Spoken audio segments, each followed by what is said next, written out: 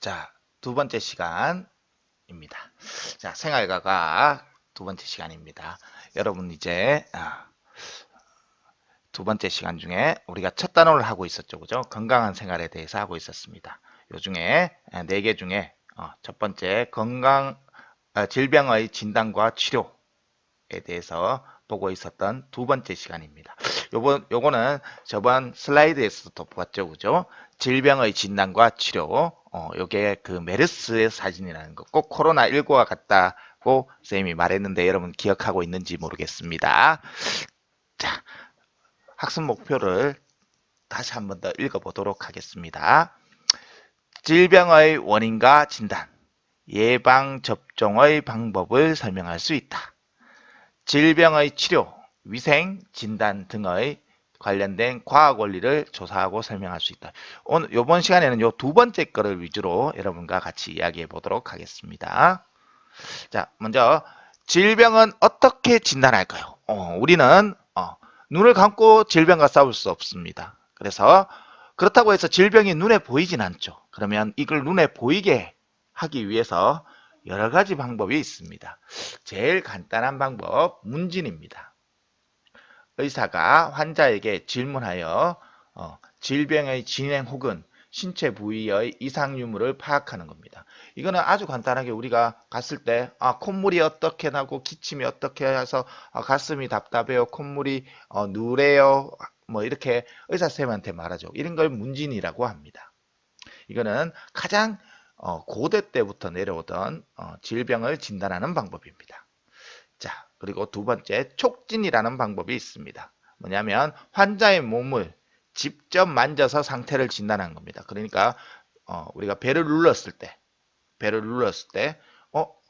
어디가 아파요? 이런 걸 알 수 있겠죠. 그리고 우리가 발목을 삐었을 때 어느 부위가 삐었는지도 알아봐야겠죠. 그죠? 직접 손을 만져서 하는 걸 촉진이라고 합니다. 그 다음에 이제는 문진과 촉진보다는 더 정확하게 파악해야 되죠. 그죠? 그러기 위해서는 물리적 진단 방법이 있습니다. 요새는 이걸 사용하지 않으면 안 되겠죠. 그죠? 여러 진단 장비를 사용하는 겁니다. 그러면 그 진단 장비를 한번 볼까요? 자, 우리 가장 간단한 청진기입니다. 이렇게 배를 올리고 이렇게 해서 숨을 쉬어 보세요 하면 특히 감기가 걸렸을 땐 컥컥컥 하는 호흡이 고르지 못한 소리가 난다고 합니다.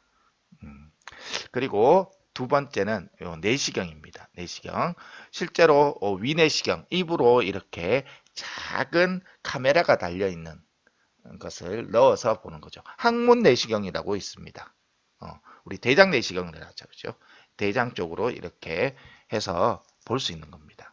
그 다음에 혈압계. 이거 말고도 엄청나게 많은 것들이 있겠죠. 그죠? 그 중에 가장 대표적인 세 가지입니다. 그러면 먼저 혈압계의 원리입니다. 우리 책에 있는 그림이에요. 자, 여러분 한번 볼까요? 우리가 팔이면 20세 여러분들 나이죠, 그죠? 20세 일반인의 정상 혈압은 저번 시간에 기억나십니까? 120과 80 정도입니다.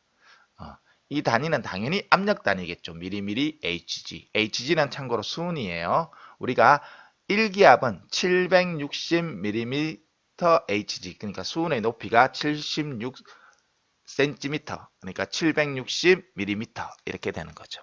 자, 그래서 120이라고 하면 120mm의 높이의 수은 기둥의 압력과 같다는 의미입니다.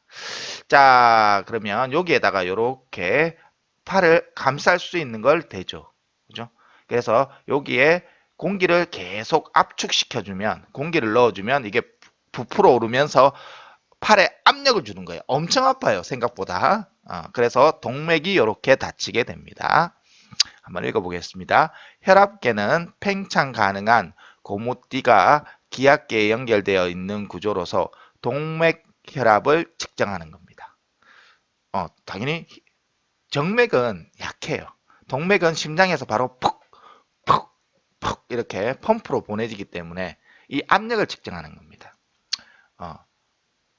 고무띠를 왼팔에 감은 후 이 띠에 공기를 불어넣습니다.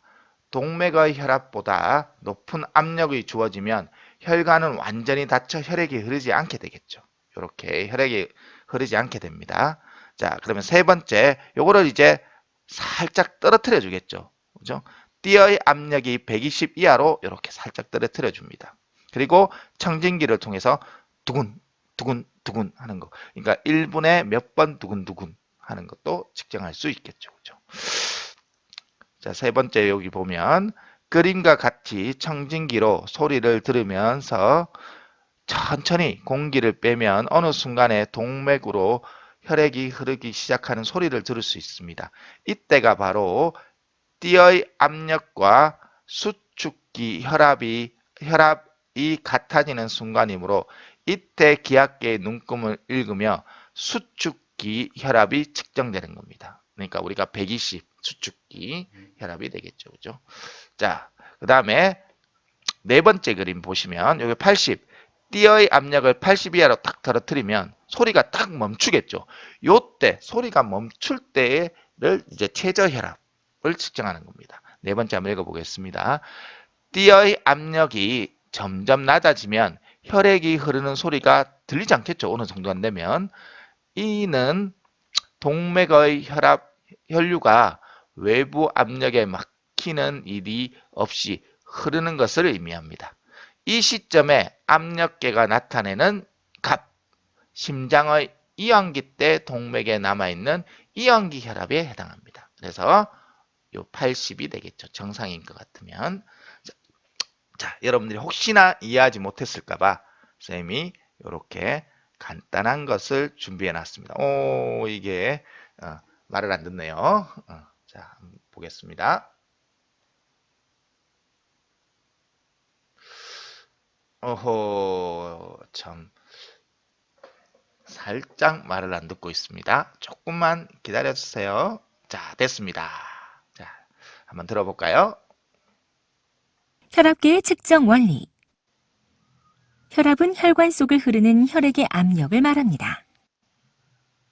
혈액은 심장의 펌프 작용에 의해 혈관 속을 순환하는데 좌심실이 수축했을 때의 혈압을 수축기 혈압, 좌심실이 이완했을 때의 혈압을 이완기 혈압이라고 합니다.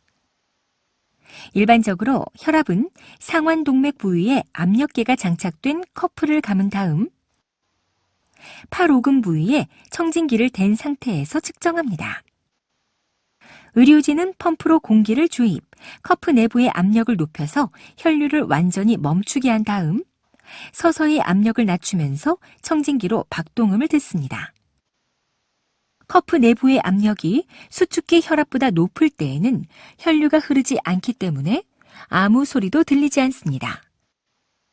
그러다가 커프 내부의 압력이 수축기 혈압 이하로 내려가면 동맥 속으로 혈액이 단속적으로 흐르면서 뚝뚝 하는 박동음이 들리기 시작하는데 이 지점의 압력이 수축기 혈압에 해당합니다. 그리고 커프 내부의 압력을 계속해서 낮추어서 이완기 혈압 이하로 내려가면 동맥 속으로 혈액이 연속적으로 흐르면서 더 이상 박동음이 들리지 않게 되는데 이 지점의 압력이 이완기 혈압에 해당합니다. 자, 잘 보셨나요? 더 쉽게 이해할 수 있었죠. 그죠? 자, 그러면 다음 파트로 가보겠습니다. 물리적으로 측정하는 것 중에 요새는 CT, 컴퓨터 단측 촬영이라고 하죠. 그죠? X선. 우리가 폐 사진 찍을 때 우리 매년 하죠. 그죠? 폐 사진 찍을 때 이렇게 네모난 것에 가슴을 이렇게 갖다 대고 팔 올리세요 하면 혹시 목걸이 하신 분은 목걸이 놔두세요 이렇게 한 다음에 사진을 찍죠. 그죠? 이런 걸 CT 촬영이라고 합니다. 우리 보선 X선 촬영이라고 하죠. 그죠? 그다음 MRI도 있습니다. MRI는 둥근 것에 사람이 들어가서 이 자기공명이라고 하는데 자기장이 강한 자기장에 의해서 실제로 측정을 하는 겁니다. 그 다음에 PET 촬영이라고 하는데 양전자 단층 촬영. 그러니까 방사성 원소로서 요게 투과력이 있기 때문에 요 투과력이 얼만큼 되느냐에 따라 측정하는 방법이 있습니다.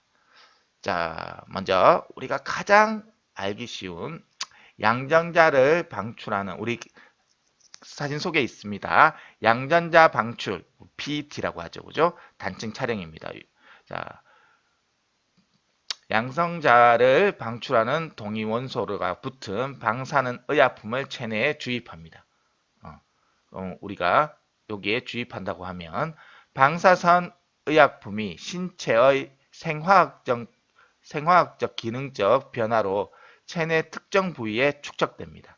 하면 요거를 우리가 요런 기계 단층 촬영 장치에 의해서 이렇게 하면 컴퓨터를 이용하여 단면이라고 해서 한 단면을 보는 게 아닙니다. 입체적으로 볼 수 있도록 여러 개를 찍으면 요게 사진도 여러 개 있으면 동영상이 되듯이 이렇게 동영상으로 볼 수 있습니다. 자, 그리고 쌤 요거는 많이 봤어요. 우리가 벌써 아기가 2명이나 있어서 이렇게 아기 사진을 볼 수 있습니다. 그러면 요거 사진을 어떻게 보느냐 하면 어떤 물체, 그러니까 엄마 뱃속에 있는 아기라고 볼 수 있겠죠. 초음파를 이렇게 발사를 하면 이 아기가 있는 높이에 따라 물체의 높이, 그 다음에 물체가 있는지 없는지에 따라 이렇게 반사되어서 올라오는 시간이 다릅니다. 그거를 정기적 신호로 바꾸어서 이렇게 초음파를 진단할 수 있습니다. 참 여러 가지 장치가 있죠, 그죠? 사람들이 이런 장치를 가지고 진료를 할 수 있게 됩니다. 좀 더 정확하게. 쉽게 말해서 우리가 팔을 다쳤다. 그러면 엑스레이를 찍어서 어느 부분에 팔이 부서졌고 어느 부분에 금이 갔는지를 정확하게 보고 거기에 치료를 할 수 있어야 되겠죠, 그죠? 기부스를 할 수 있어야 되겠죠, 그죠? 자, 그러면 먼저 PET의 원리에 대해서 동영상을 보면서 여러분과 같이 한번 볼 수 있도록 하겠습니다.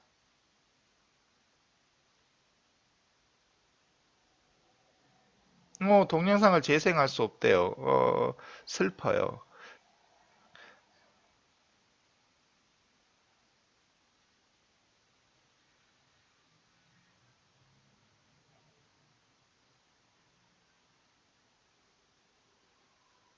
자, 다시 한 번 더. 동영상을 재생할 수 없네요. 요거는 쌤이 좀 더 다음 시간에 준비할 수 있도록 하겠습니다.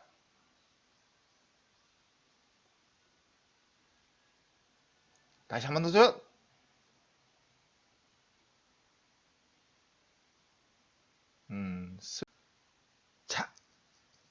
자, 여러분, 여기 보면 CT나 PET의 원리에 대한 동영상을 이렇게 준비했습니다. 여러분들 다 같이 볼 수 있도록 한번 뭐 어떤 하겠습니다. 분들은 머리가 아프면 CT를 무조건 찍어라. 그러고 또 암 검사를 하려면 CT랑 펫을 해야 된다. 이렇게 얘기를 하는데 일단 저는 오늘 펫이라는 그 단어는 처음 들어봤어요. 일단 CT랑 펫이 어떤 건지 또 어떤 식으로 이제 이게 진료가 진행이 되는지도 궁금합니다. 네, 환자분들 중에서 그렇게 오시는 분들 말이에요. 머리 아프니까 CT 찍어주세요. 오시는 분들이 있거든요. 근데 사실은 이 컴퓨터 단층 촬영이라고 하는 컴퓨터라이즈 토모그래피의 앞에 자를 짜서 CT 스캔 이렇게 쓰고 있습니다. 즉 우리 몸이 특정한 방사선을 막 쏘면서 통을 지나가면서 나오는 영상을 마치 우리가 치즈를 이렇게 싹싹싹 슬라이스로 자르듯이 나오는 단층으로 보는 영상이에요. 네. 그거를 더 잘게 쪼갤수록 우리 몸을 더 자세히 볼 수가 있거든요. 그게 이제 CT 스캔입니다. 바로 컴퓨터 단층 촬영이 되겠죠. 마치 우리가 3차원, 2차원 영상을 네. 쭉 띄워서 보는 것처럼. 신기하네요. 그렇죠. 그렇기 때문에 이 뇌라든지 안에 있는 걸 확인할 수가 있죠. 머리 아프다고 무조건 CT 찍고 그런 건 아닙니다. 근데 이 PET, PET-CT라고 하는 게 뭐냐면 양성자 방출 단층 촬영입니다. 어렵다. 포지트론 에미션 토모그래피라고 해서 네. 우리가 암을 갖고 있으면 암은 마치 블랙홀과 같이 에너지를 빨아들입니다. 더 많은 에너지와 더 많은 혈액을 가져가려고 그래요. 그래서 사실 암이 걸리게 되면 우리가 굶어 죽는다 이런 표현을 많이 쓰거든요. 왜냐면 암세포가 나 대신 영양분을 다 가져가니까. 그러면 암세포가 갖고 가는 포도당하고 에너지에다가 방사성 동위원소 반짝반짝, 제가 실제로 반짝반짝하지 않지만 CT 찍을 때 그게 보이는 반짝반짝한 양손자를 포도당에다 입히면 어쩔까? 그러면 암세포가 갖고 가는 포도당의 양이라든지 그게 반짝반짝하게 모여있는 걸 찾을 수가 있을 거라고 생각을 한 거죠. 그래서 그런 핵의학 연구하시는 분들이 CT 촬영을 할 때 몸에다가 방사성 동위원소를 주사를 하게 되면 네. 그 방사성 동위원소들이 랄랄랄랄라 해서 암세포에 가서 딱 들러붙는 거예요. 네. 왜냐면 더 많은 포도당을 가져가니까. 아, 그렇구나. 그래서 펫CT라고 하는 것은 이미 CT 촬영 등을 통해서 암이 확진된 경우 그 암의 형상 또는 암이 다른 부위에 CT에서 보이지 않는 전이 되는 퍼져 있는 걸 확인하기 위해서 찍는 것이 펫CT입니다. 그래서 그냥 처음부터 펫CT를 찍는 것도 아니고요. 처음부터 머리가 아프다 무조건 CT 촬영하는 것도 아닙니다.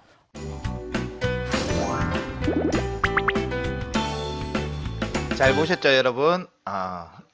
이렇게 BT, 펫CT라고 하는 원리를 여러분들 잘 알았을 거라고 여겨집니다. 이 동영상이 약간 끊기는 건 여러분, 동영상이 연속해서 이렇게 촬영할 수 없기 때문에 그런 겁니다. 자, 다음은 여러분들 한 개 더 볼 수 있도록 하겠습니다.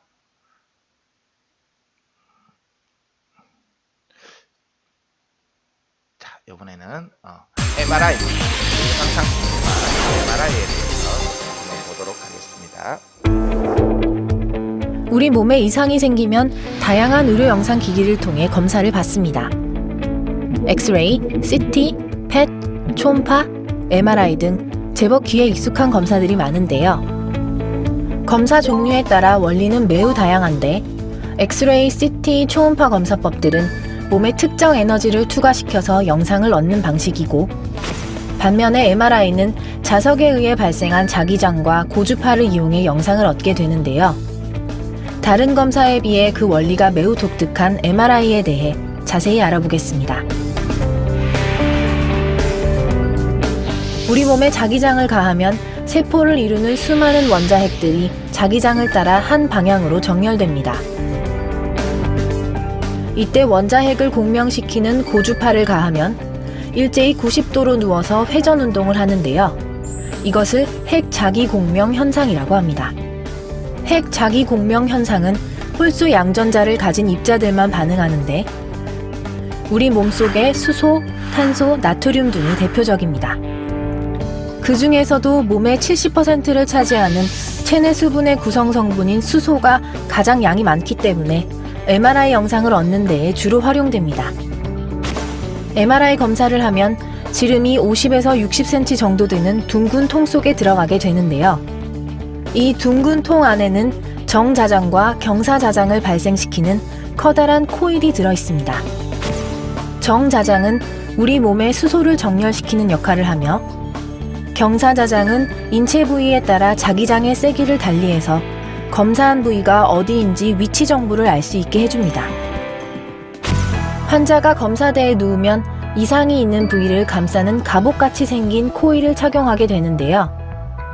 이 코일은 고주파를 발생하여 몸속으로 투과시키고 몸 밖으로 되돌아 나오는 신호를 감지하는 역할을 합니다. 즉 검사가 시작되어 통 안으로 몸이 들어가면 몸 안의 수소 원자핵들이 일제히 배열되고 이때 코일에서 고주파를 발생시키면 수소 원자핵이 90도로 누워서 회전하게 됩니다. 이것이 아까 설명했던 핵자기공명 현상인데요. 이때 고주파 투과를 중단하면 수소 원자핵이 제자리로 돌아오기 위해서 앞서 흡수했던 고주파 신호를 방출합니다. 위와 같은 과정을 반복하여 컴퓨터는 각 화소의 신호 강도에 따라 흑백 명암값을 주어 MRI 영상을 만들어내는 것입니다. 특히 CT상에서는 크게 차이가 나지 않는 근육이나 인대 같은 연부 조직의 경우 MR에서는 조직에 따라 서로 다른 음영과 밝기가 나타나서 연부 조직의 이상 유무를 쉽게 구별해서 볼 수 있습니다. MRI는 X선에 대한 노출이 없고 CT에 비해 해상도가 뛰어난 편이며 필요한 각도의 영상을 다양하게 얻을 수 있습니다. 하지만 검사 비용이 다소 비싸고 긴 시간 좁은 통 속에 누워 있어야 하는 것이 약간 불편할 수 있습니다. 또한 정확한 검사를 위해 보청기, 틀니, 금속 액세서리 등의 금속성 물체는 모두 제거해야 합니다. 만약 인공 심박동기나 전기 자극기 등과 같은 금속기기가 몸 안에 삽입돼 있는 경우에는 검사가 불가능할 수 있으니 반드시 검사 전에 의료진과 상의하는 것이 필요합니다. 자, 여러분, MRI도 이렇게 우리가 보았습니다. 자, 아까 전에 이제 네 번째 방법이 있습니다. 자, 생화학적 진단 방법입니다. 우리 특히 혈액형 같은 거 있죠, 그죠? 그 다음에 소변 검사 이런 것들을 말합니다. 자, 여기 보면 혈액을 채취해서 원심 분리기에 돌리면 당연히 적혈구, 백혈구, 혈장 이렇게 혈액을 나누어 줄 수 있습니다. 그럼 각 나누어진 것을 가지고 이렇게 볼 수 있습니다. 특히 혈장, 적혈구, 백혈구, 혈소판, 백혈구 부족하면 안 되겠죠, 그죠? 이런 것처럼 여러 가지 각자 기능에 따라 혈액의 성분을 하면서 좋은지 나쁜지를 알 수 있습니다. 또한 물리적 특성 검사, 특히 소변 검사 있죠, 그죠? 소변의 색깔이 어떤지, 통탁도가 어떤지, 냄새가 어떤지에 따라 분류할 수 있습니다. 화학적인 검사도 있습니다. 요지봉 같이 이렇게 우리 소변 넣을 때 막대기 있었죠, 그죠? 그거를 딱 묻히면 어떻게 되는지 알 수 있습니다. 그리고 요침사 검사, 소변 중 유기성분, 무기성분들을 검사할 수 있습니다. 이렇게 생화학적 진단 방법도 있습니다. 자, 그러면 질병은 어떻게 예방할 수 있을까요? 지금 가장 중요한 코로나 시기에 우리 가장 중요한 것을 할 때죠, 그죠? 자, 제일 첫 번째 예방 접종입니다. 우리가 보면 독감 예방 주사 뭐 이런 것들을 많이 맞고 있죠, 그죠? 이렇게 되면 우리가 항체가 만들어지고 그 항체가 만들어져 있으면 그 다음에 들어왔을 때 이것을 막아내기 너무 쉽다는 겁니다. 그래서 이거를 우리는 백신이라고 합니다. 여러분들도 마찬가지로 백신, 이 코로나 백신이 빨리 나오게 되면 우리가 정상적인 생활로 돌아가기 더 쉬울 겁니다. 근데 시간 좀 오래 걸리겠죠, 그죠? 여러분들도 조심할 수 있도록 해야 됩니다. 그 다음에 개인위생입니다. 개인위생. 가장 중요한 거죠, 그죠? 손 씻기부터 시작해서 목욕, 그 다음에 얼굴에 잘 되지 않거나 손을 빨지 않는 거, 그죠? 자, 그 중에서 가장 요새 핫한 동영상을 여러분과 같이 보고 마칠 수 있도록 하겠습니다.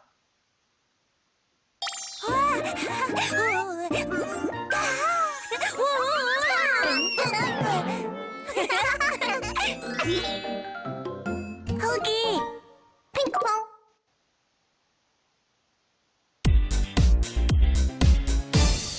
올리와 뚜루루뚜루 손 씻자. 뚜루루뚜루 깨끗하게. 뚜루루뚜루 손 씻자. 비누로 뚜루루뚜루 손 씻자. 뚜루루뚜루 보글보글. 뚜루루뚜루 손 씻자. 손바닥 뚜루루뚜루 손등도 뚜루루뚜루 보글보글. 뚜루루뚜루 손 씻자. 거품을 뚜루루뚜루 헹구자. 뚜루루뚜루 보득보득. 뚜루루뚜루 헹구자. 물기를 뚜루루뚜루 날리자. 뚜루루뚜루 보송보송. 뚜루루뚜루 말리자. 그리고 또 외출은 뚜루루뚜루 안 돼요. 뚜루루뚜루 나갈 땐 뚜루루뚜루 마스크. 기침은 뚜루루뚜루 소매에. 뚜루루뚜루 후아잇. 뚜루루뚜루 가리고. 언제나 뚜루루뚜루 기억해. 뚜루루뚜루 30초. 뚜루루뚜루 손 씻기. 우리 모두 뚜루루뚜루 건강한 뚜루루뚜루 생활 습관 뚜루루뚜루 지켜요. 오예. 유튜브에서 핑크퐁. 자, 여러분과 같이 1단원을 다 마쳤습니다. 꼭 책을 교과서를 꼭 읽어보고 우리가 건강하게 다음 시간에 만나요.